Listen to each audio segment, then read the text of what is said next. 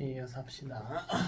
우리 지금 실제 어떤 물체가 운동할 때 나타나는 값들이나 물리적인 물리량들이나 이 그래프에 대한 기본 이해를 한번 다뤄봤고요. 이번에는 실제 운동들을 몇 가지 살펴보겠습니다. 다 여러분이 중학교 때 했던 운동들이에요. 자, 첫 번째는 등속 직선 운동입니다.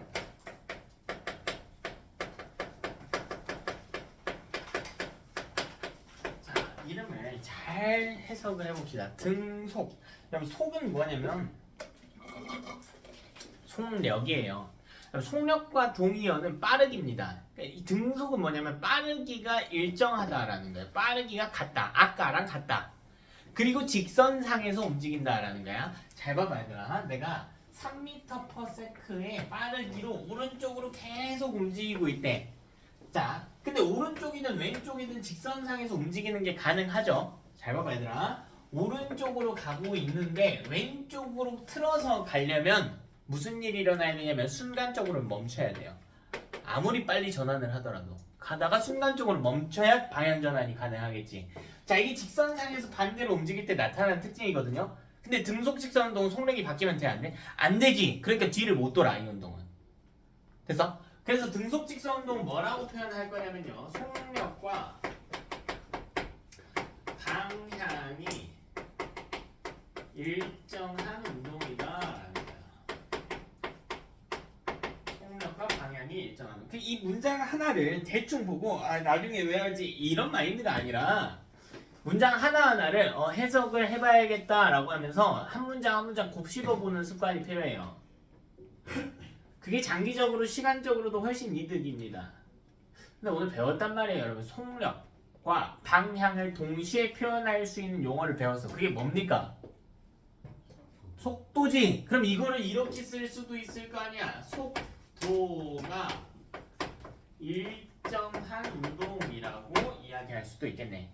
나중 속도와 처음 속도가 동일하다. 플러스 3 플러스 3으로 동일하다라고 이야기할 수가 있겠지. 자, 그럼 속도가 나오면, 운동이 나오면 항상 뭐에 대한 설명이 필요하냐면 힘에 대한 설명이 꼭 필요합니다. 힘이 뭐라고 했나요? 힘이 뭐라고 했어? 속도를 변화시키는 요인이래. 힘이 작용하면 속도가 변화한대. 근데 속도가 변하면 돼요, 안 돼요? 안 되죠. 그러니까 힘이 작용하면 안 되는 거야. 그래서 등속 직선 운동은 언제 하는 운동이냐면 힘의 크기가 0일 때 일어나는 운동입니다. 이제 정확히는 알짜 힘이라는 표현이 있어요. 알짜 힘의 크기. 그러니까 이게 무슨 뜻이냐면 사실 이 지구상에서 등속 직선 운동을 하기란 쉽지가 않아요. 왜냐면 내가 여기를 걷고 있다라고 해볼게. 걷는 순간 지면과 내 발이 닿는 순간 힘이 발생해요. 무슨 힘이? 마찰력, 힘력이라고 하는 힘이 발생할 즉 힘을 안 받을 수는 없단 말이야. 됐나? 근데 여러분 그 지하철이나 기차역이나 공항 같은 데 가보면 무빙워크가 길게 있잖아. 거기 서 있으면 일정한 속도로 계속 등속 운동할 수 있지. 바닥이 무슨 힘이 작용하고 있는데. 근데 앞으로 가는 순간 무슨 힘이 작용하고 있는데? 마찰력이 작용함에도 힘이 작용했는데 속도가 안 변했단 말이야. 그게 어떻게 가능하냐면 만약 바닥과의 마찰력이 왼쪽으로 3N/s라고 해볼게. 근데 우리는 속도가 안 변하려면 작용하는 힘의 크기가 얼마여야 된다고요? 0이어야 된다고. 그럼 오른쪽으로 3N/s의 힘을 또 가해버리는 거야. 1초당 3N씩 가한다는 뜻이에요. 근데 봐봐. 힘에도 방향성이 있죠. 오른쪽을 플러스로 한다면 왼쪽은 뭐가 돼요? 마이너스가 될 거 아니야. 그럼 이 둘을 연산하면 얼마가 됩니까? 합이 0이 되지. 이게 알짜 힘이에요. 여러 개의 힘이 동시에 작용했을 때 그걸 합쳐놓은 힘이에요. 우리말로 합력이라고 그래요. 합쳐놓은 힘. 힘이 여러 개일 때. 그래서 알짜 힘의 크기가 0일 때 발생하는 운동입니다. 자, 네 번째. 이것에 대한 가속도에 대한 설명입니다.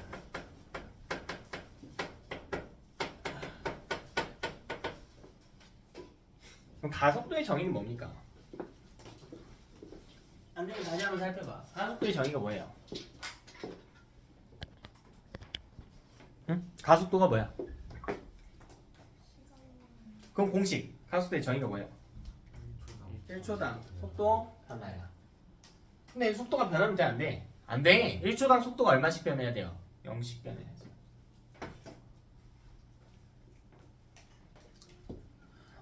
가속도의 크기가 0이어야 됩니다. 시간과 관계없이 가속도의 크기는 계속 0이어야 돼요. 속도가 붙으면 안 돼. 1초당 속도가 변하면 안 돼. 자, 이런 건 바로가 총 이동 거리가 시간에 비례하는 운동입니다.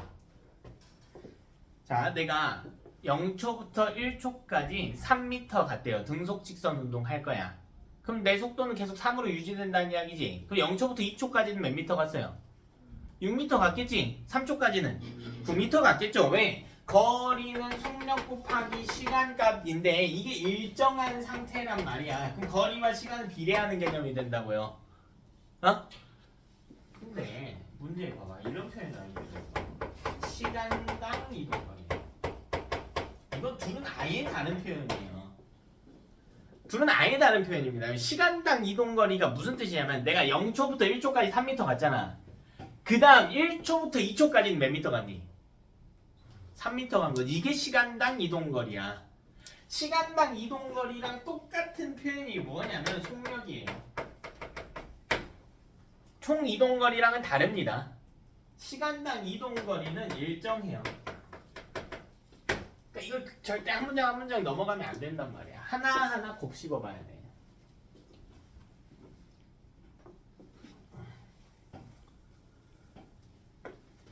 그치?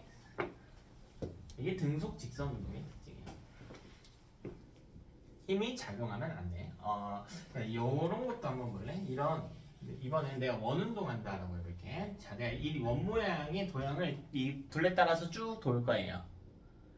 자, 같은 빠르기로 돌 거야. 이건 뭐라고 부르냐면 등속 원운동이라고 불러요. 그럼 등속 원운동을 할 때는 힘이 작용하면 될까 안 될까? 생각해보세요. 힘이 작용하면 무슨 일이 일어나니? 힘이 작용하면 무슨 일이 일어나? 속도가 변해. 그래 저답이 나와야 되는데 그 속도가 뭔데? 뭐랑 뭘 나타내는 값이에요? 속력과 방향을 동시에 나타내고 싶어하는 값이지. 근데 등속이라고 하는 건 일정한 빠르기로 돌기는 할 거야. 근데 잘 생각해봐 얘들아. 내가 원운동하면 내가 움직이는 방향이 바뀌니 안 바뀌니? 너네가 제자리 너네가 서 있다가 한 바퀴 돌라고 할 거야. 방향이 안 바뀐다는 건 일자로 간다는 이야기예요. 원운동 하려면 속도 방향이 바뀌어야 돼 안 바뀌어야 돼? 바뀌어야지. 바뀌어야 한다고. 왜? 오른쪽으로 가다가 여기선 약간 오른쪽 아래로 비스듬히 가야 되고 여기선 아래쪽 방향으로 가야 된단 말이야. 즉 등속 원운동은 방향이 변해요. 속도가 변해서 그럼 힘이 작용해야지. 이 4년 전 수능 기출문제 1번이었어요. 등속 원운동은 힘이 작용하냐 안 하냐. 오답률이 40%야. 이게 얼마나 바보 같은 짓거리예요. 고3 수능 보는데 오답률이 40%라고. 이딴 문제가. 왜? 애들이 정의를 다 개판으로 가져가거든. 정의만 잘 가져가면 오히려 물리는 여러분한테 혜택을 줄 수도 있는 과목이에요.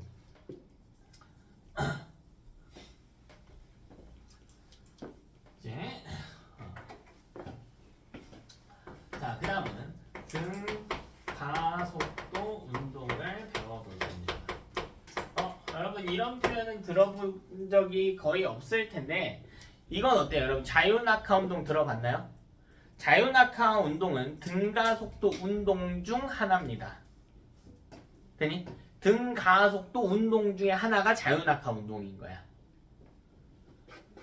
자, 그럼 이거 해석해 볼게요. 자, 얘는 뭐냐면 가속도의 크기가 등가속도란다.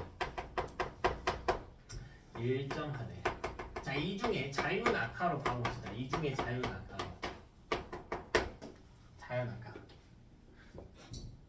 우리 중학교 때 배웠거든요. 등가속도 운동. 자, 자유낙하 운동. 자유낙하 운동 하는 물체의 가속도는 얼마라고 배웠죠? 얼마라고? 9.8로 배웠지. 자, 이 9.8이 뭐냐면 봐봐. 이 물체가 아래쪽으로 떨어질 때 낙하할 때 힘을 받아요. 이 힘의 정체는 무엇입니까? 당연히 중력이죠. 됐나? 그럼 중력을 받았잖아. 힘을 받았잖아. 그럼 속도가 어떻게 돼? 변한다고. 뭐 얼마인지는 모르겠는데 변한다고요. 변해. 변한다고.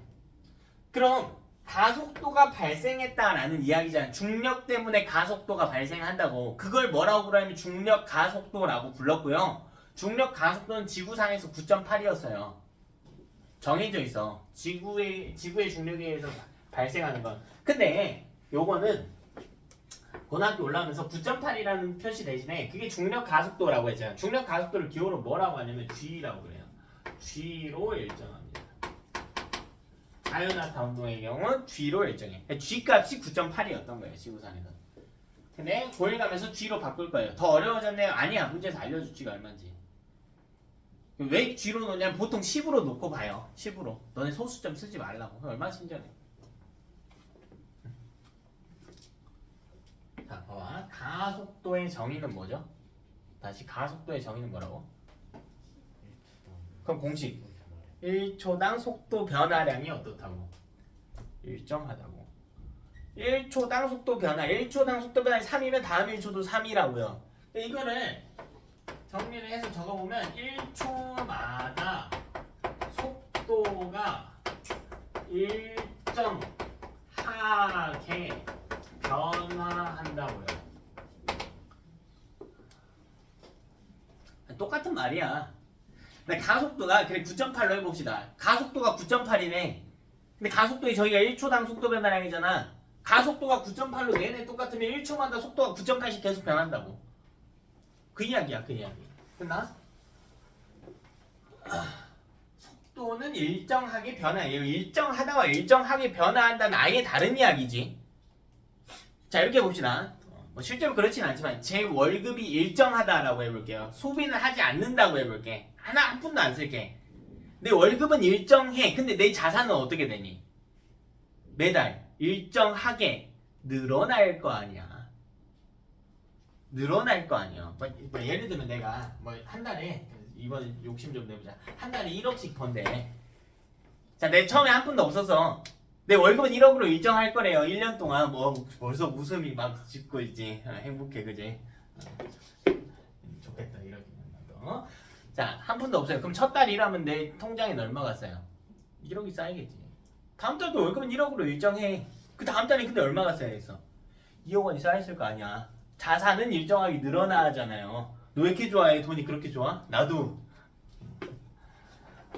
그래서 자, 그게 가속도와 속도의 관계예요. 가속도가 일정하다라고 하는 건 속도는 일정하게 늘어난다라는 뜻이야. 왜? 가속도는 속도 변화량을 지칭한 용어이기 때문에. 네? 자, 그럼 힘도 봅시다. 자, 등가속도 운동은 가속도 운동이에요. 속도가 변화하는 운동이죠. 그럼 속도가 변하려면 뭐가 필요해? 당연히 뭐가 필요해? 속도가 변하려면 힘이 필요하다고. 근데 속도가 중구난방으로 변하는 게 아니고 일정하게 변화한 다음에, 그럼 얘는 힘의 크기가 일정해야 되는 거예요. 일정하게 작용하는 거예요. 그럼 일정하게 변화한다와 일정하다는 다른 표현이라고요. 힘은 똑같아야 돼. 아까나 지금이나 똑같아야 돼. 똑같아야 돼.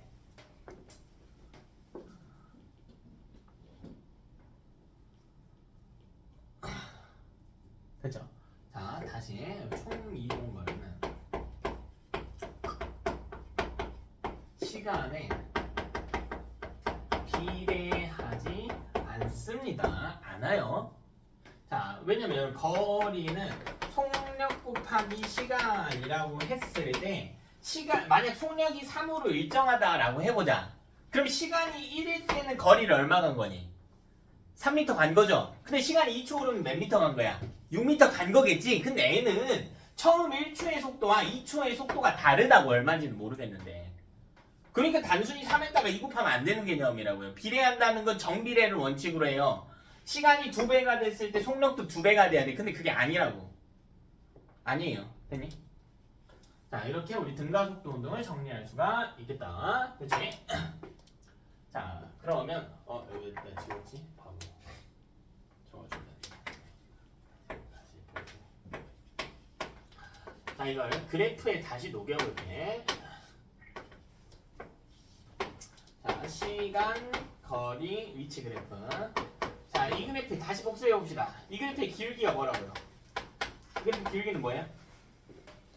시간 변화량 분의 위치 변화량 줄여서 뭐라 그래? 위치 변화량 줄여서 변이라고 하지. 그러니까 얘는 시간 분의 시간 변화량 그냥 시간하고 똑같다고 했어요. 이게 용화 일정이기 때문이고 위치 변화량 변이 이렇게 돼. 이게 뭐라고? 이게 뭐라고?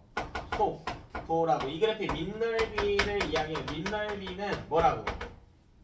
시간 곱하기 위치라고. 의미 있다고 없다고? 아무 의미도 없다고. 시간 곱하기 위치는 아무 의미도 없다고. 됐니? 자, 여기다가 실제 운동들을 녹여서 그려볼게. 등속 직선 운동 그려볼게. 자, 무식하게 그릴 게 아니고 생각을 해. 등속 직선 운동은 어떤 특징이 있니? 어떤 특징이 있어요? 무슨 특징이 있어? 속도가 어떻다고? 일정하다. 그럼 이 그래프의 속도를 녹여낼 수 있는 값이 있나를 보는 거야. 근데 x가 속도예요? 아니죠. 그럼 무시. y가 뭐예요? y는 위치죠. 속도 아니지. 무시. 그 속도를 찾아야 돼. 어디 있어요? 기울기가 있네. 기울기가 일정한 형태의 그래프면 돼. 기울기가 일정한 형태, 즉 1차 함수꼴의 그래프가 나오면 된다고. 이렇게 나오든가 이렇게 나오든가 그건 너네 마음대로. 이 빨간색이 등속 직선 운동하는 물체의 운동 그래프야. 이것도 등속 원점을 지나도 되고 안 지나도 돼. 기울기만 일정하면 되잖아. 왜 이렇게 그려지는지 알겠어? 등속 직선 운동은 속도가 일정한데 위치 시간 그래프의 기울기가 의미하는 게 속도거든요. 응? 돼요? 윤석이 되니? 이렇게 풀 수 있겠어? 이렇게 설명을 하는 거라고. 이렇게 이해를 하는 거라고요. 어? 외웠어요. 이런 게 아니고. 자, 그럼 등가속도 운동하는 물체의 위치 시간 그래프 그려볼게. 그럼 생각을 하는 거야. 등가속도 운동은 어떤 특징이 있는지. 자, 첫 번째 특징 볼게. 뭐래? 가속도의 크기가 어떻대? 일정하대. 그럼 이 그래프에 찾는 거라고. x가 가속도야? 아니. y가 가속도야? 아니. 기울기가 가속도야? 아니. 그럼 뭐로 해요? 밑넓이로 해? 아니, 밑넓이도 아니야. 그럼 다음 개념으로 가야지. 1초마다 속도가 어떻게 된대? 일정하게 변하는데. 근데 이 그래프에서 속도는 어떻게 나타낼 거예요? 그래프에 뭘로 나타냅니까? 기울기로 나타내. 기울기가 변화하는 그래프여야 된다고. 기울기가 일정하지 않다고요. 그러니까 1차 함수가 아니지. 이렇게 그려져야지. 기울기가 변화하잖아. 일정하게 변하지. 일정하게 증가하고 있잖아. 이게 등가속도 운동의 그래프예요. 어? 그래프 이해만 하면 졸라 쉬워. 기울기가 근데 얘는 증가했잖아요. 그냥 감소할 순 없나요? 가능. 이것도 등가속. 이것도 등가속. 어? 다만 일정하게 변화해야 돼. 이게 막 기울기 변화하니까 이건 안 돼. 일정하게 변화해야 돼요. 일정하게 증가하거나 일정하게 감소하는 그래프여야 되니까 2차 함수 반쪽짜리 그래프가 나와야 됩니다.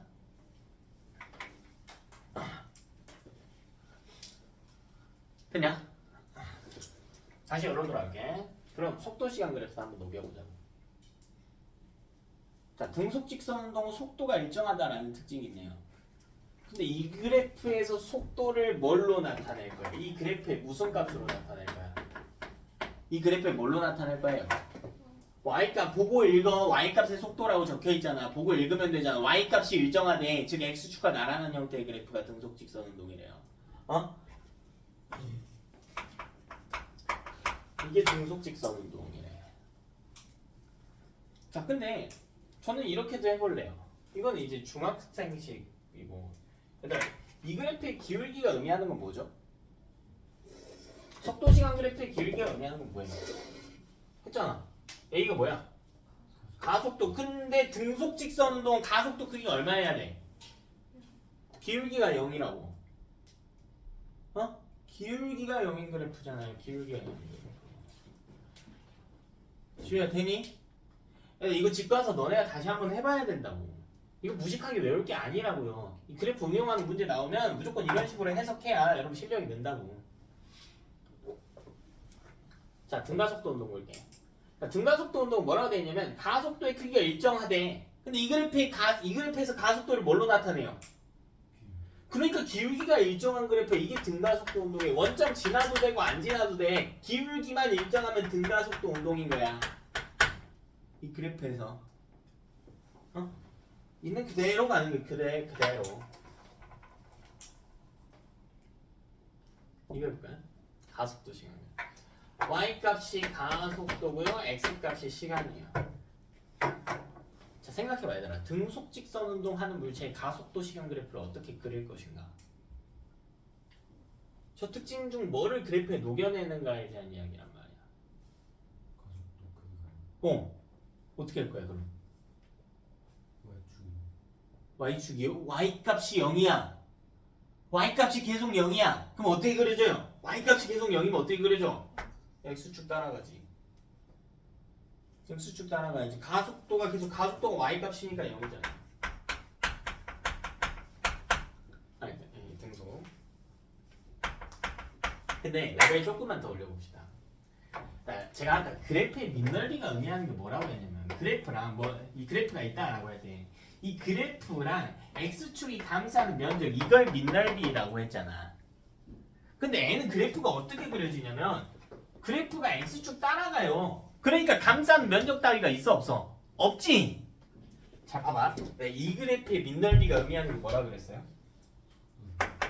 속도 변화량. 등속 직선 운동 속도 변화량이 얼마여야 돼? 0이어야 돼. 그래서 밑넓이가 0이어야 되기 때문에 이렇게 나타낼 수도 있는 거야. 등가속도 운동 어떻게 그릴래? 등가속도 운동 어떻게 그릴래요? 어떻게 그릴 거야? 등가속도 운동. 가속도가 일정해. 근데 가속도가 뭐니까 이 그래프에 y 값이면 y 값이 일정하게 그리라고. 이게 등가속도 운동의 그래프. 응?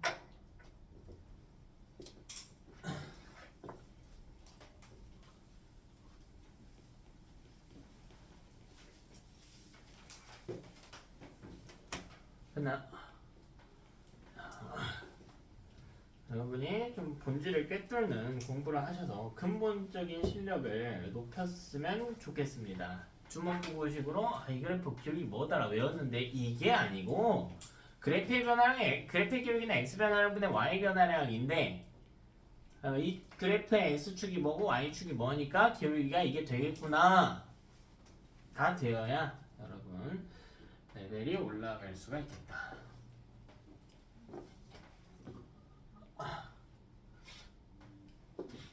됐습니까?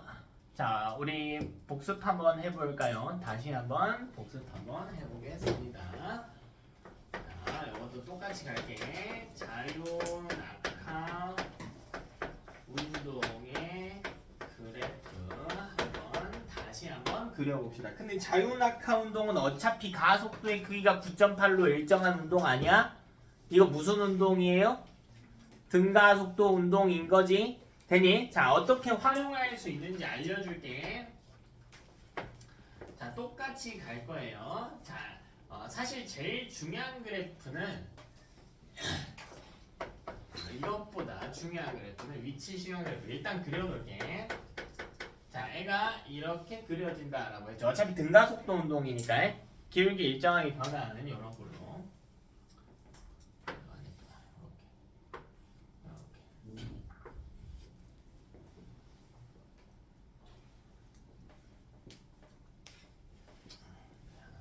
하나만 더 그릴게. 하나만. 이번에는 시간, 속도. 자, 만약 G가 9.8일 때, 자 이렇게 가정을 해봅시다. 자, 문제에서 10이라고 하면 10으로 풀면 돼요. 10이라고 하면 10으로 풀면 됩니다. 자, 그럼 볼게요. 그럼 가속도의 정의를 생각해 볼게. 자, 여기 자유낙하 운동하는 공이 있어. 자유낙하 운동은 뭐 하는 거냐면 잡고 있다가 놓는 거예요. 공기저항 없이 놓는 거야. 그럼 처음 속도는 얼마일까요? 잡고 있어. 처음 속도 얼마니? 0이겠죠. 안 움직이겠지. 자, 그럼 가속도의 정의가 뭐라고요? 1초당 속도 변화량이라고. 그럼 얘는 1초 후의 속도는 얼마가 돼 있을까? 9.8이 돼 있는 거지. 이게 중력 가속도잖아요. 근데 뭐 중력 가속도도 어차피 가속도야. 가속도가 9.8인 거라고. 가속도 공식은 뭐예요? T분의 V-V 제로잖아. 그럼 이 구간을 살펴보면 1초 자리에 T를 1을 넣으면 되는 거고 나중 속도는 몰라요. 근데 처음 속도는 0이야. V0가 0이야. 이게 9.8이래. 그러니까 V는 9.8일 거예요. 식으로 유도하면. 그 정의를 이용해서 풀어도 되고. 그럼 봐봐 얘들아. 이때 움직임 거리는 얼마일까? 거리는 어떻게 구해요? 시간 곱하기 속도로 구하죠. 얼마예요? 9.8이 아니죠. 9.8이 아니라고. 왜? 왜 아니니? 거리는 속력 곱하기 시간이잖아요. 속력 9.8이고 시간 1이잖아요. 근데 9.8이지 않나요? 아니라고. 왜 아닙니까? 방향 안 바뀌었어요. 방향 안 바뀌었어. 자유낙원도 일자로 내려올 거야. 속력이 일정하게 9.8인 게 아니니까.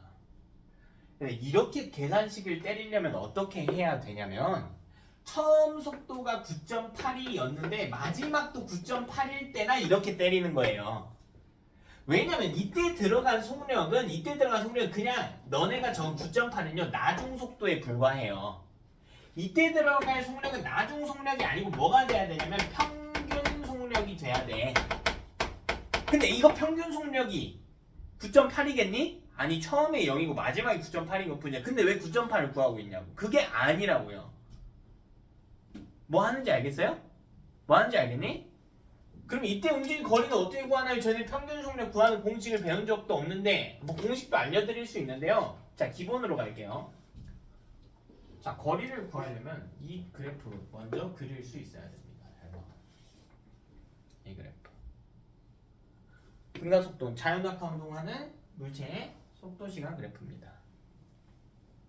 속도시간 그래프죠? 아 왜 이거 방금 했잖아. 등가속도 운동할 때 그래프 이렇게 그려져야 된다고. 기울기 일정하게 그려져야 된다고. 그리고 얘는 처음 속도 0인 건 고정이니까 이렇게 그려져야 된다고. 응? 그리고 이 그래프의 기울기가 뭐라고요? 이 그래프의 기울기가 뭐라고? 그래프 기울기가 뭐야? G라고 가속도니까 G가 기울기가 되는 거예요. 이 그래프의 기울기는 가속도니까. 응? 그럼 봐봐라. 해봐. 여기가 1, 몇을 지나나 생각해봐. 원점 지나죠. 기울기 G라며. 기울기 G라며. 여기 얼마예요, 마이가? 그렇지, 9.8 G겠지, G. 다시, 얘들아. 여기 그래프에 점을 찍었을 때 여기가 2초래. 2초. 됐나? 그럼 여때 Y값은 얼마니?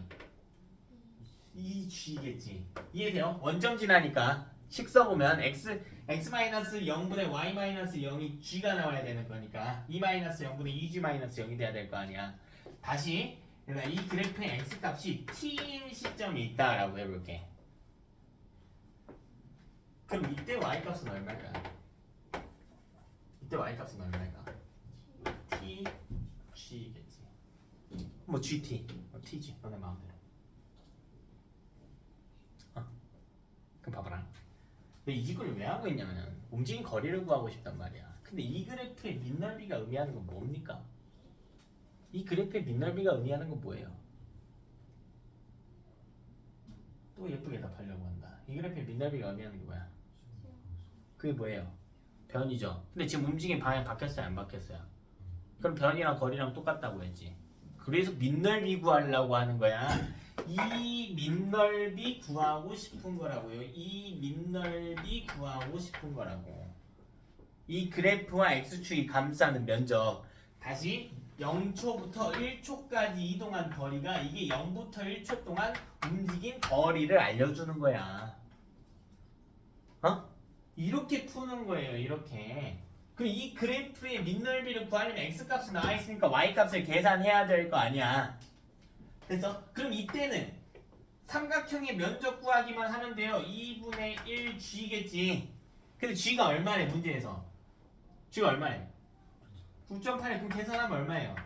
4.9m일 거 아니야. 그래프를 이해해보자. 위의 그래프는 뭐냐면 시간에 따른 위치 그래프거든요. 얘는 1초 있다가 몇 미터 움직였다고. 방금 구했잖아. 몇 미터 움직였다고. 4.9m 움직였다고.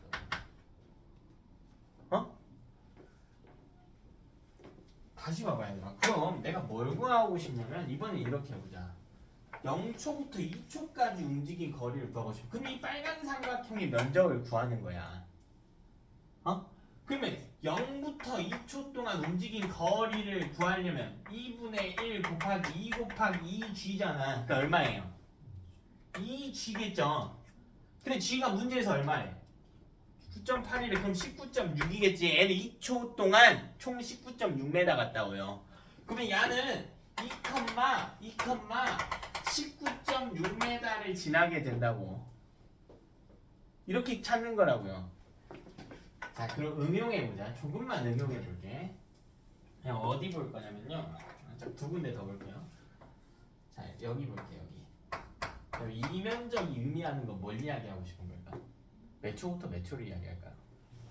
1초부터 2초 동안 움직인 거리야. 그러면 1부터 2까지 움직인 거리는 사다리꼴 넓이 구해주면 돼. 저 사다리꼴 공식 까먹었어요. 그래. 삼각형, 사각형 나눠서 구하면 되잖아. 나눠서 구하면 되잖아. 여기 이 밑에 사각형의 넓이는 얼마야? 이 넓이는 얼마니? G, 이거는 2분의 1G. 그러니까 이건 2분의 3G인 거예요. 그럼 4.9 곱하기 400이니까 14.7이야. 봐봐 얘들아. 0부터 1초 동안 4.9m 갔대.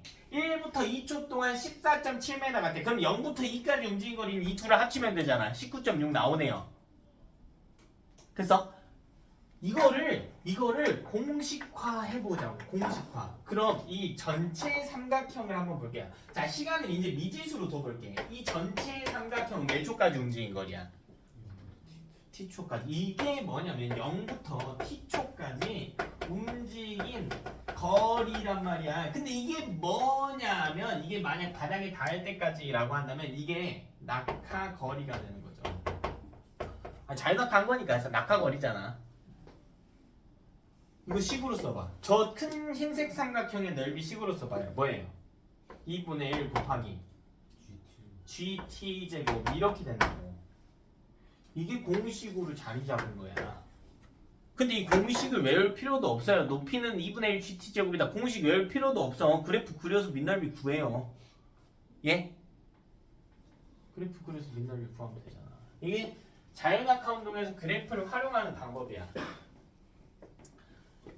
그러니까 그래프에 대한 이해도 없이는 이런 문제들을 풀 수가 없어요.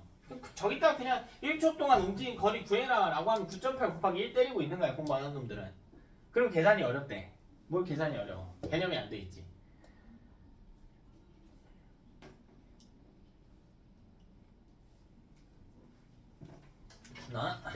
이게 자연낙하 운동하는 물체에 대한 분석입니다. 시간이 없는데 마지막 운동 하나 하겠습니다. 자, 이번에는요. 수평면으로 던진 물체의 운동입니다.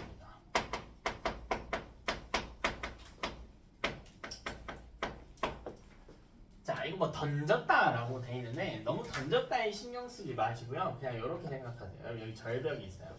공이 또르르 굴러오고 있었어. 그럼 앞으로 어떻게 될까? 이 공이 어떻게 되겠니? 이 공이 앞으로 어떻게 될까? 떨어지겠죠. 마찰 같은 건 다 없다라고 할게요. 얘가 쭉 와가지고 여기 뭐 V의 속도로 왔다라고 해봅시다. 그래서 쭉 와가지고 이렇게 떨어질 거야. 자, 근데 떨어질 때 모습 천천히 보세요.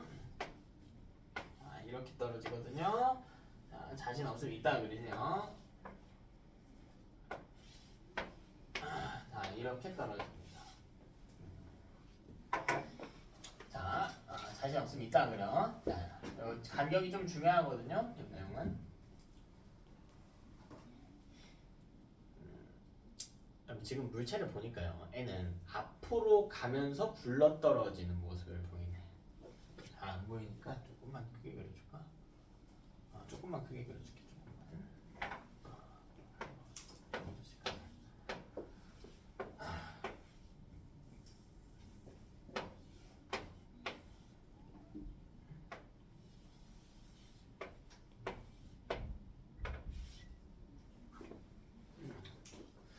앞으로 가면서 떨어지기까지 할 거야. 물체가 한 평면상에서 동서남북 좌우 이렇게 움직이는 건 뭐라고 이야기하냐면 수평면으로 움직였다라고 그래. 자, 제가 앞으로 걸었어요. 이건 수평면으로 움직인 거죠. 뒤로 걸었어요. 이것도 수평면 내에서 움직인 거지. 됐나? 자, 근데 이 물체가 지면의 방향과 수직으로 움직일 때, 지면의 방향의 수직인 방향을 뭐라 그래요? 두 글자. 연직 방향으로 움직이는 것은 낙하나 떠오르는 걸 이야기하는 거야. 그럼 봐봐. 애는 일단 앞으로도 가고 있죠. 수평면으로 또 움직이는 거야. 수평으로도. 앞으로 가고 있잖아. 근데 뭐로도 움직이고 있어? 연직으로도 떨어지고 있죠. 그러니까 얘는 두 가지 방향의 운동을 동시에 하고 있는 거예요. 수평으로 움직이기도 하고 연직으로 움직이기도 하는 거야. 여기까지 되니? 근데 고등학교 과정 물리 내에서는요, 이 두 방향의 운동을 동시에 해석할 수 있는 방법이 없어요. 수평으로 움직이는 것과 연직으로 움직이는 걸 동시에 해석할 방법이 없어. 그래서 어떻게 할 거냐면 제가 이걸 나눠서 보여드릴 거예요. 그럼 이 공이 앞으로 가는 모습만 한번 살펴보세요. 안 보이죠? 도와드릴게요. 자, 내가 여기서 위에서 레이저를 쐈다라고 생각해봐. 자, 이 공의 위쪽에서 레이저를 쐈다라고 생각해보세요. 그럼 봐봐. 이 공의 레이저에 맞아서 여기에 지면에 그림자가 생길 겁니다. 애도 지면에 그림자가 이렇게 생길 거 아니야. 네? 애도 빛을 이렇게 쏴주면 지면에 그림자가 이렇게 생길 거 아니에요. 애도 이렇게 그림자가 생기겠지. 잘 봐, 얘들아. 이 그림자 순서대로 봐봐. 1, 2, 3, 4죠. 근데 그림자는 앞으로만 가지. 무슨 면으로만 움직여요, 그림자는? 수평면으로만 움직이지. 이 그림자의, 이 빨간 그림자에 대한 분석이 이 물체의 수평 방향 운동에 대한 분석이야. 이해할 수 있겠니? 그림자는 앞으로만 가거든. 근데 이 간 꼬라지를 보니까 이 공과 공 사이의 간격이 일정하다라는 게 보여요. 그래서 이 빨간 공으로 보라고 했지. 빨간 공. 빨간 공은 마치 무슨 운동한 거 같죠? 1초마다 움직이는 거리가 일정해요. 등속 직선 운동한 것처럼 보이지 않나요? 자, 왜냐면 이 공은 원래 굴러오던 애야. 힘을 받아요. 무슨 힘을 받죠? 중력을 받겠지. 근데 중력은 수평 방향의 힘입니까? 연직 방향의 힘입니까? 연직 방향의 힘이야. 그럼 수평 방향으로는 힘을 받았어, 안 받았어? 안 받은 거예요. 중력은 연직으로 받은 거니까 수평과는 상관이 없단 말이야. 수평으로는 힘을 받지 않았어. 힘이 뭐예요? 속도를 변환시키는. 근데 수평으로 속도가 변해, 안 변해? 등속 직선 운동합니다. 예? 그럼 연직으로 움직이는 것만 보고 싶으면 어떻게 하면 되냐면 레이저를 또 쏴. 근데 이렇게 쏴. 이렇게 쏴. 이렇게 쏴요. 레이저를 이렇게. 되냐? 레이저를 이렇게 쏴. 그러면 이 뒷면에 벽이 있다라고 해보자. 그럼 이 벽에 그림자가 이렇게 생길 거라고요. 요 공에 대한 그림자도 이렇게 생기겠지. 요 공에 대한 그림자도 요쯤에 있을 거고 이 공에 대한 그림자도 이쯤에 있을 거라고. 여기까지 알겠어? 자, 이게 1초마다 사진을 찍은 거라고 해볼게. 근데 갈수록 이 간격이 어떻게 되고 있니? 이 간격이 어떻게 되고 있어요? 멀어지고 있죠. 즉 얘는 등속 운동이 아니네. 힘을 받았기 때문에 속도가 변했겠죠. 근데 그 힘의 종류가 뭐라고요? 중력이라고. 여러분 중력만 받아서 움직이는 물체의 운동을 뭐라고 불러요? 자유낙하 운동이라고 부르지. 그러니까 얘는 자유낙하 운동과 똑같이 움직여. 연직으로는. 자, 이 빨간 게 수평 방향의 운동이라고. 그래서 이 수평 방향으로는 자, 왜 이렇게 움직이냐면 힘을 안 받아. 아니, 이 물체는 힘을 받는데 그 힘의 정체는 중력이고 중력은 연직으로 작용해. 수평으로는 안 받아. 따라서 등속 운동하는 거야. 등속 직선 운동하는 거예요.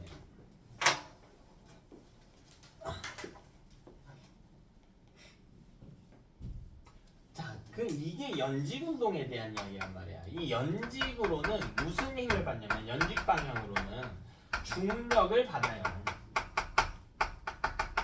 중력을 받아요. 중력만 받아요. 중력만 받으면 자유낙하하는 물체와 동일하게 움직여진다고.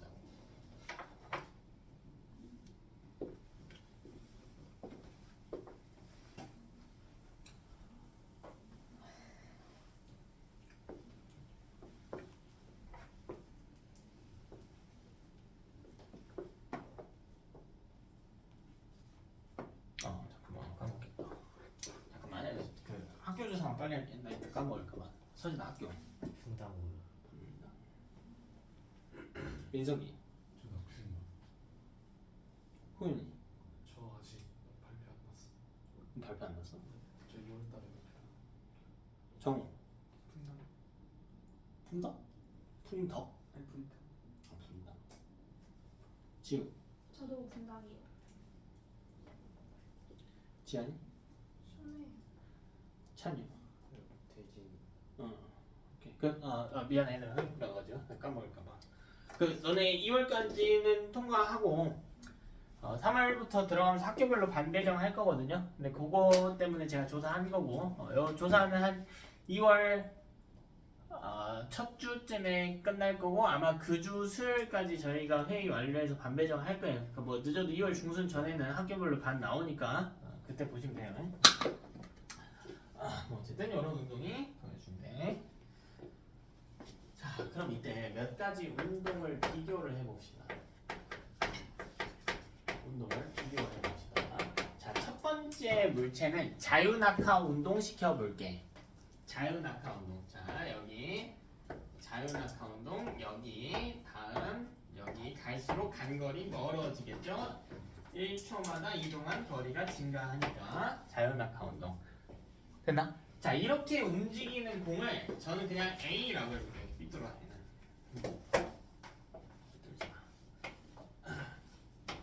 자, 이렇게 움직이는 공을 저는 A라고 할게. A. 됐어? 자, 다음 B라고 하는 공도 한번 살펴볼게요. 자, B. 자, B는 오른쪽으로 처음에 나아가는 속도가요 2m/s였대. 그래서 어떻게 움직일 거냐면 이렇게 움직일 거예요. 근데 자, 이 B의 움직임을 관측을 해보니까 무슨 특징이 발생하고 있냐면 자유낙하 운동하는 물체랑 각 시간당 같은 시간에 관찰한 비운동하는 물체의 높이가 같아. 일단 B를 나눠서 해석해야 된다고. 수평으로는 무슨 운동을 하지만 등속 운동을 하지만 연직으로는 무슨 운동한대? 자유낙하 운동한대. 그러니까 연직으로 자유낙하 운동하니까 자유낙하 운동하는 애랑 연직으로의 높이는 똑같은 거예요. 똑같은 겁니다. 자, 여기다 C도 하나 추가하고요. C는 오른쪽으로 4m/s로 던져볼게. 자, 그랬더니 요렇게 나아갔고 요렇게 나아갔고 요렇게 나아갔대. 이게 C의 운동이야. 이게 C의 운동.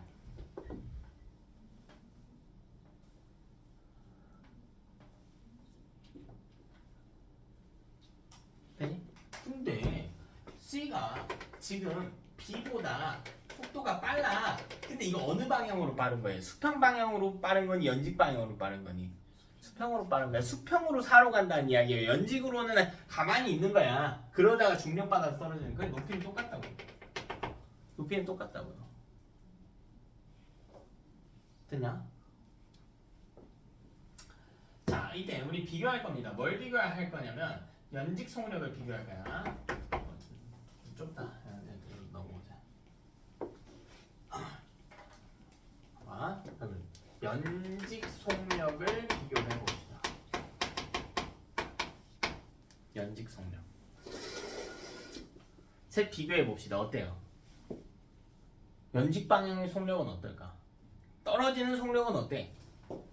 똑같겠지. A, B, C가 같은 거죠. 왜? 자유낙하 운동하니까. 자유낙하 운동이라고 하는 건 물체의 질량과 관계없이 출발하는 지점만 같다면 낙하 거리가 같은 낙하 지점이 같은 운동이니까. 연직 속력은 같아요. 근데 잘 봐봐 얘들아. 수평 속력을 물어봤대. 문제에서 뭘 물어봤는지 이해를 해야지. 수평 방향으로 빠른 놈은 누구예요? CBA죠. 이거는 CBA.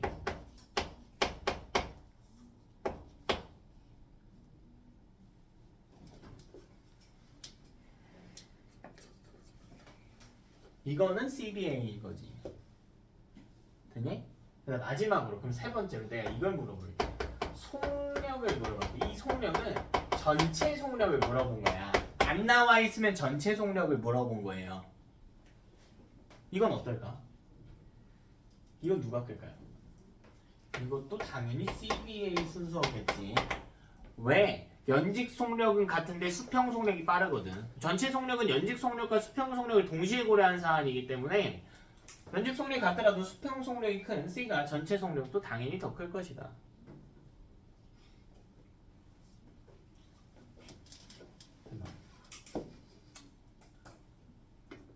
자, 다음 계산 문제 하나만 드릴게요. 자, 근데 이 문제의 답을 찾을 게 아니고 이 문제를 내가 왜 이런 식으로 푸는지에 대한 분석을 해줘야 된다, 여러분은.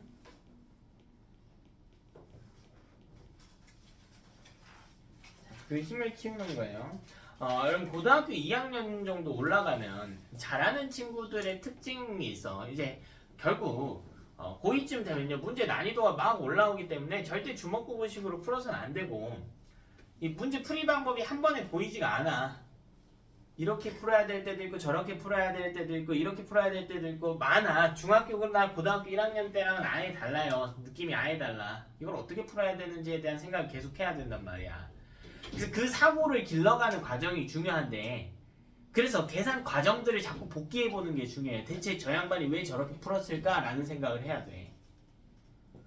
자, 예를 들어 봅시다. 시간 관계상 한 문제만 할게요. 자, 제가 어떤 공을 낙하를 시켰다고 해볼게. 그냥 낙하를 시킨 게 아니고 여기서 앞으로 나아갔대. 자, 이때 나아가는 속도는요 2m/s라고 해볼게. 자, 이거 한 문제만 딱 제대로 풀 수 있으면 수평면으로 던진 물체의 운동에서 계산 문제 틀릴 리가 없습니다. 제대로 풀 수 있다면. 자, 이제 이 행성의 중력 가속도 상수는요 10m/s의 제곱이라고 할게요. 됐니? 자, 그리고 이 행성에서 여기에 높이를 알려드릴게요. 높이를 20m라고 해볼게요. 조금 쉽게 줬나? 그냥 하자. 20m라고 할게. 자, 그럼 이때 내가 이렇게 가다가 떨어질 거 아니야. 떨어지겠지. 자, 근데 나는 뭐가 궁금하냐면 이거 떨어진 건 됐고 연직 운동은 됐고 여기서 이만큼 이동한 수평으로 낙하할 때까지 수평 방향으로 이동한 거리 R 이게 궁금한 거야. 이게 궁금한 거예요, 나는. 가면서 떨어지겠지만 수평으로 이동한 거리 R이 궁금한 거라고. 이 거리를 구하는 공식을 이용을 해봐야겠죠. 근데 잘 생각해 얘들아. 어디로 움직인 거야? 어디로 움직였다고? 어디로? 수평으로 움직인 거리가 궁금한 거라고. 연직으로 움직인 건 몇 미터니까 어차피 20m니까 수평으로 얼마나 갔는지가 궁금하다고. 여러분 거리를 구하는 공식은 뭐죠? 속력 곱하기 시간이지. 근데 얘는 무슨 운동해요? 수평으로 무슨 운동해? 등속 운동을 하니까 그냥 시간 곱하기 속력 때려버리면 되겠죠. 얘는 속도가 변하는 값은 아니니까요. 자, 그래서 이 수평거리를 구하려고 할 건데 답을 내보면 첫 번째로 수평거리에 대한 공식이 들어가야 된다고. 거리는 속력 곱하기 시간인데요. 이때 속력은 수평속력으로 들어가줘야 되겠습니다. 곱하기 움직인 시간이잖아. 그러니까 얘는 언제까지 움직일까요? 이 공은 바닥에 닿을 때까지. 즉 이때 등장한 시간은 뭐냐면요 낙하 시간인 거예요. 근데 수평속력은 얼마야? 어차피 수평속력은 얼마야? 2m/s지? 그럼 결국 이 문제는 뭘 구하라는 겁니까? 낙하 시간을 구하라는 거야. 낙하 시간을. 근데 낙하는 수평의 영역이에요? 연직의 영역이에요? 연직의 영역이죠. 연직의 영역에서 움직인 거리를 구해야 돼. 근데 연직의 영역에서 얘는 무슨 운동을 해요? 등가속도 운동 중 자유낙하 운동을 시행하지. 그럼 자유낙하 운동한 거리 구하라는 이야기야. 시간 구하라는 이야기야. 근데 내가 갖고 있는 정보가 뭐예요? 자유낙하에서 갖고 있는 정보가 뭐야? 뭘 갖고 있어 얘는? 20m 낙하한다 라는 정보를 갖고 있잖아. 또 중력 가속도 상수가 얼마래? 10이래. 그러면 이 낙하 시간을 구해야 되니까 두 번째로 뭘 그려야 되냐면 연직에 대한 이야기를 살펴야 돼. 연직에서 VT 그래프를 그리는 거예요. 시간 속도 그래프. 야, 내가 왜 그리는지 생각해봐요. 네, 시간 속도 그래프에 나타나 있는 값은 뭐냐면요. 첫 번째 시간, 두 번째 속도. 그지? 얘는 그래프가 이거일 거 아니야. 그래프가 시간, 속도일 거 아니에요. 그럼 이 그래프의 기울기가 의미하는 건 뭐예요? 기울기가 의미하는 건 뭐니? 시간 변화하는 속도. 그게 뭐예요? 가속도 나와 있네. 이 그래프의 가속도 그릴 수 있네. 이 그래프의 밑넓이가 의미하는 건 뭐니? 이 그래프의 밑넓이가 의미하는 건 뭐예요? 시간 곱하기 속도. 그게 뭐야? 시간 곱하기 속도가 뭐야? 변위. 지금 내가 뭘 갖고 있냐면 변위와 가속도를 갖고 있어. 기울기와 밑넓이를 갖고 있다고. 그래서 이 그래프를 그리는 거라고. 이거 써먹어야 될 거 아닙니까? 그러면 그려보자고요. 이제 등가속도 운동, 자유낙하 운동하는 물체는 이렇게 움직일 거야. 근데 몇 초 동안 떨어졌는지 알아요? 몰라요? 몰라. 여기 T. 몰라. 그리고 이때 기울기가 문제에서 G라고 했잖아. G가 얼마래요? 10이래. 그럼 이때 Y값 얼마겠니? T초일 때 10T일 거 아니야. 근데 이 그래프의 밑넓이가 의미하는 건 뭐라고요? 변위일 거 아니야. 변위. 구해봅시다. 2분의 1 곱하기 10 T의 제곱이겠지. 그래프의 밑넓이가. 근데 이게 몇 미터 떨어졌대? 20m 떨어졌대. 그럼 이때 t 값을 추론하는 게 가능해지지. t 제곱이 사니까 t는 얼마야? 2겠지. 이거를 여기다가 집어 넣는 거예요. 그럼 수평거리가 얼마가 돼? 이렇게 푸는 거라고. 문제 보죠. 이거를 계산을 못하는 건 괜찮다 이거야. 계산을 못하는 건. 근데 그래프에서 밑넓이가 의미하는 게 뭔지, 그리고 내가 대체 이걸 왜 하고 있는지를 생각을 해보라고요. 내가 왜 구하고 있는지.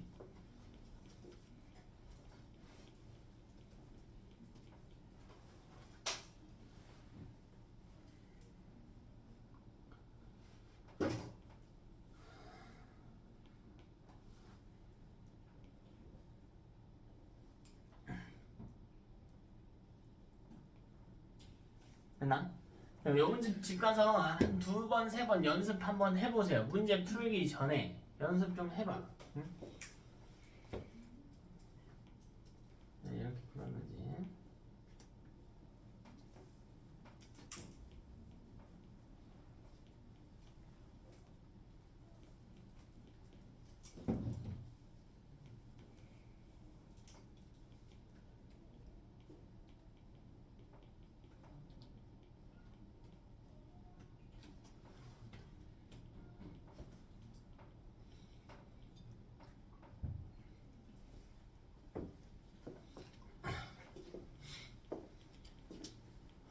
제가 예제를 많이 풀어드리고 싶은데 시간 관계상 많이 못 풀어드리고.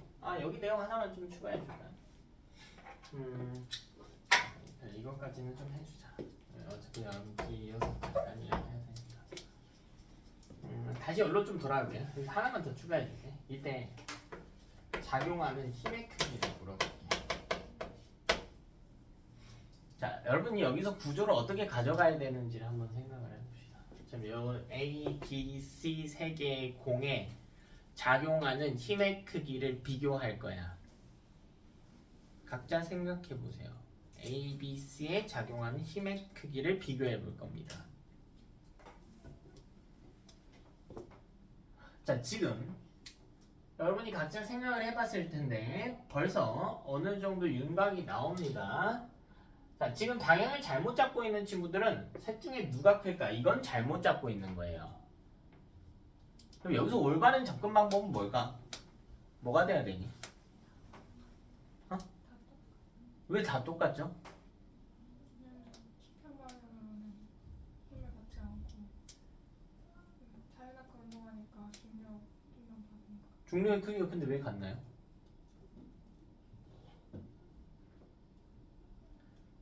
다 왔어. 좋아. 저렇게 논리적인 이유를 갖추고 있으면 돼. 근데 제가 너무 잘했는데 본질적인 접근이 조금 틀렸어. 조금. 뭐부터 생각을 해야 되죠? 찬유야, 내가 이 세공의 작용을 답 찾는데 집중하지 마 얘들아. 내가 이 세공에 작용한 힘의 크기를 비교하라고 해서 그럼 뭐부터 생각해야 돼? 힘이 뭔지부터 생각해야지. 힘이 뭔지부터 생각을 해야 될 거 아니야. 어? A, B, C를 보고 있을 게 아니라 힘이 뭔지를 생각을 해야지. 이 세공에 작용한 힘 크기 비교하라네. 그러면 그 힘의 종류부터 생각을 해야 된다고요. 뭐예요? 중력이지. 자유낙하 운동하든 수평면으로 던진 물체든 중력을 받는단 말이야. 그럼 여기서 끝냈으면 안 되고 그 크기 비교하라며. 그럼 다시 생각을 해야지. 뭘 생각해야 돼? 중력의 크기가 무엇에 의해 결정되는가를 생각해야지. 어? 논리 회로가 그렇게 들어가. 이 문제 푸는 게 중요한 게 아니고 회로가 항상 그렇게 들어가야 된다고. 문제에서 나한테 물어보고자 하는 게 뭔지를 자꾸 생각을 해야 된다고. 힘 크기? 이 세상한테 작용한 힘의 종류가 대체 뭔데? 알아. 중력이요. 그러면 중력의 크기는 뭐에 의해 결정이 되는데 이걸 알아야 된다고. 어? 답을 한 번에 찾으려는 시도는 여러분이 정답을 맞출 기회를 자꾸 뺏어가는 거야. 다시 이때 이 힘의 종류가 뭐라고요? 세공에 작용한 힘의 종류가 뭐예요? 중력이에요. 중력이야. 자, 그럼 중력의 크기를 지칭하는 용어가 뭡니까? 중력의 크기를 지칭하는 용어가 뭐예요? 무게죠. 알고 있었어? 알고 있었어? 왜 근데 손이 놀아? 적어놔야 될 거 아니야. 중력의 크기를 지칭하는 용어는 무게라고. 왜 손이 노냐고.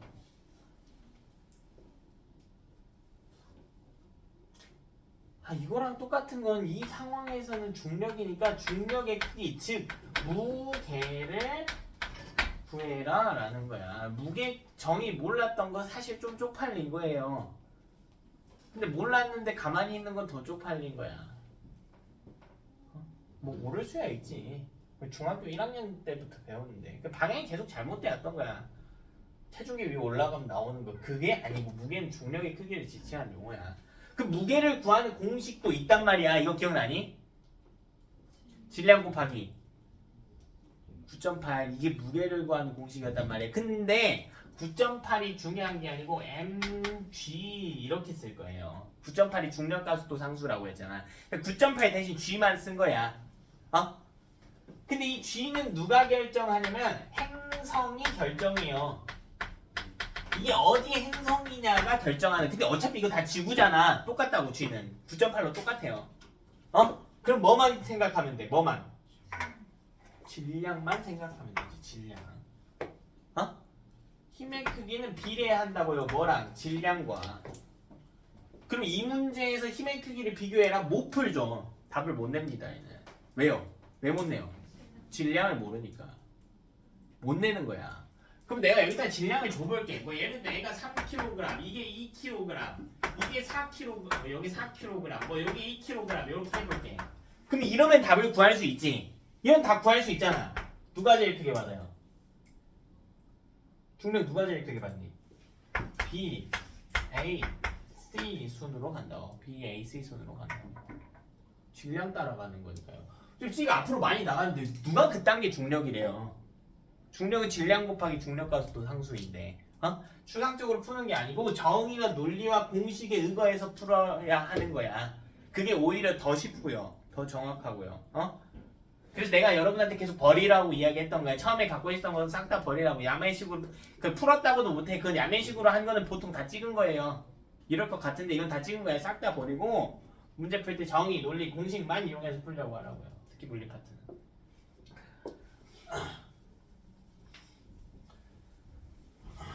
하나.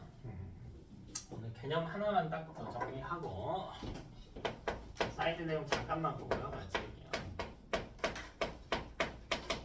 바로 이 만유 인력이라고 하는 것인데 이 만유 인력이 뭐냐면 질량을 가진 모든 물체가 서로 당긴다. 봐봐.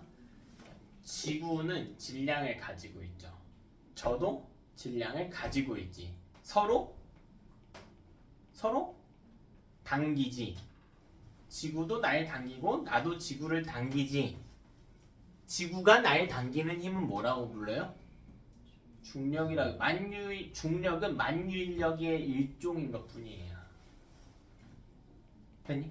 만유인력 중에 하나가 중력인 것뿐이야. 지구가 나만 당기는 게 아니고 사실 저랑 이 분필은 서로 질량을 가지고 있잖아. 서로 당긴다고. 서진이가 기분이 나쁠 수 있는데 우리 둘 다 질량을 갖고 있잖아. 내가 애를 당긴다고요. 당기고 있다고. 그 한쪽 대상이 지구면 그걸 중력이라고 불렀던 것뿐이야. 어? 자, 그럼 이때 만유인력을 구하는 공식이 있거든요. 이 만유인력 F를 구하는 공식이 있는데, 자, 이건 어떻게 구하냐면 G는 상수예요. 만유인력 상수 곱하기 R 제곱분의 M1 곱하기 M2 이렇게 구합니다. 자, 이 G는 만유인력 상수야. 자, 이때 R은 거리예요. 두 물체 사이의 거리. M은 당연히 뭘까요? M은 뭐야? M은 뭐야? 두 물체의 질량이죠. 두 물체가 서로 당기는 힘. 이럴 때 두 물체의 질량을 각각 M1과 M2로 표기합니다.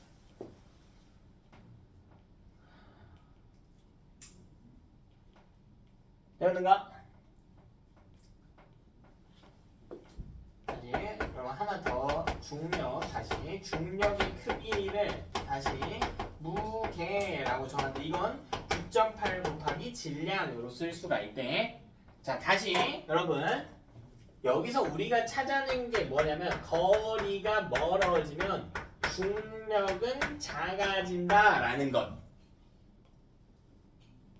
어차피 중력은 만유인력이니까. 자, 두 번째 무게, 이 중력의 크기, 질량.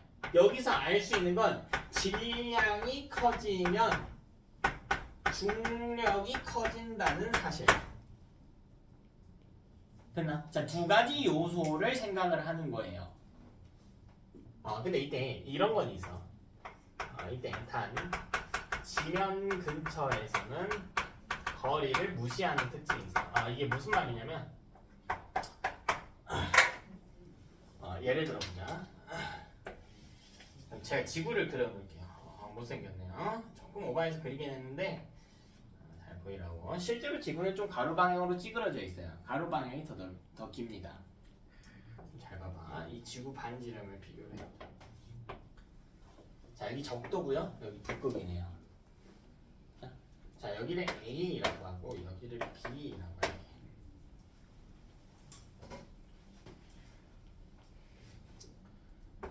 근데 이 반지름이 이 적도 쪽으로는 한 6,420km 정도는 되고 이 극쪽으로는 6,390에서 한 6,400km 정도 돼. 둘이 차이가 나요, 안 나요? 나지. 유의미하게 나죠. 그 정도 차이면 한 30km 이상 차이 나는 거니까. 그럼 봐봐. 이때 지구 중심과의 거리를 비교를 해보자고. 이 지구 중심까지의 거리를 A랑 B 중 누가 더 먼 거예요? B가 더 먼 거죠. 그럼 이때 측정되는 중력의 크기가 다르다고. 놀랍게도 내가 A에 서 있을 때랑 B에 서 있을 때랑 다르다고요. 어디가 더 커요? 당연히 가까운 A가 더 크지. 거리가 커지면 중력이 줄어든다라고 했잖아.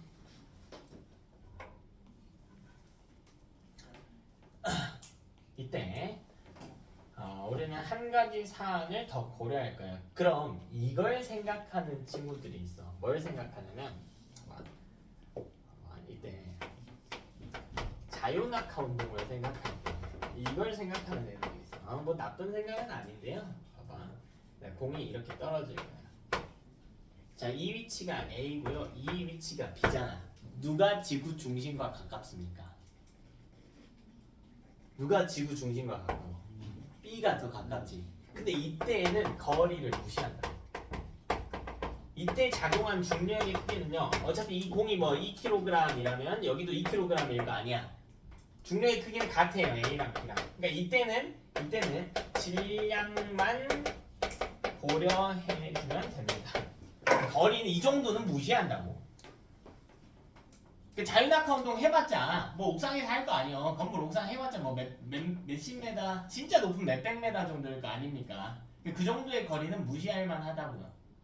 그래서 낙하하는 도중에 지구 중심과 거리가 줄어드니까 중력의 크기는 커지나요? 라는 고려를 할 필요는 없으시겠다.